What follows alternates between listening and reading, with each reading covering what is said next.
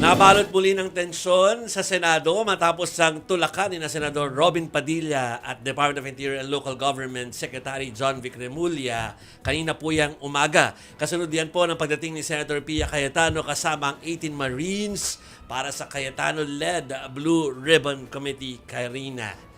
Ayaw raw kasing papasukin ng 18 Marines o bagmen daw nakabilang sa resource persons kaugnay sa flood control scandal.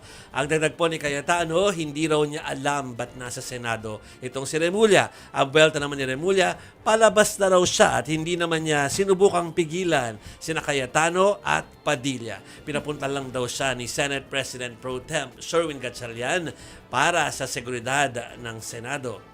Samantala, tinawag na illegal ni Gatchalian ang ginawang pagdinig ng Cayetano Block. Plano naman daw niyang kausapin ang kampo ni Senator Alan Peter Cayetano para makapagtrabaho na uli ang mga senador. Pero ang gate po ni Cayetano, ilalaban niya maging legitimate na Senate President. Illegal din daw ang naganap na kudeta sa Senado kahapon dahil kulang ng isa ang bagong majority. Kulang ng isa, sabi ko sa inyo eh. Ito na po yung book 2. Kasi may mga nagaganap eh. Oh. Habang nangyayari po lahat yung hearing kanina sa Senado, hindi pa tapos yung kudeta.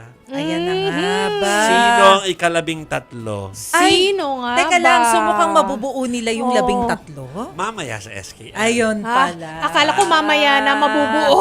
Mamaya sa SKL. Oo. Pero, mase. Yes. Pero gusto ko lang magkomento dito kay Oo. kay Secretary John Vic. Kasi kung humihingi pala ng tulong si Acting Senate President Sherwin Gatchalian kay Secretary John Vic for security, ba't hindi na lang nagpatawag ng pulis? Bakit nagmukha tuloy action movie yung nangyari kanina sa Senate na nagtutulokan si Senador Robin at saka si Secretary John Vic? Bakit hindi pala Yun lang yung naman. Sergeant at Arms? Isa pa yun.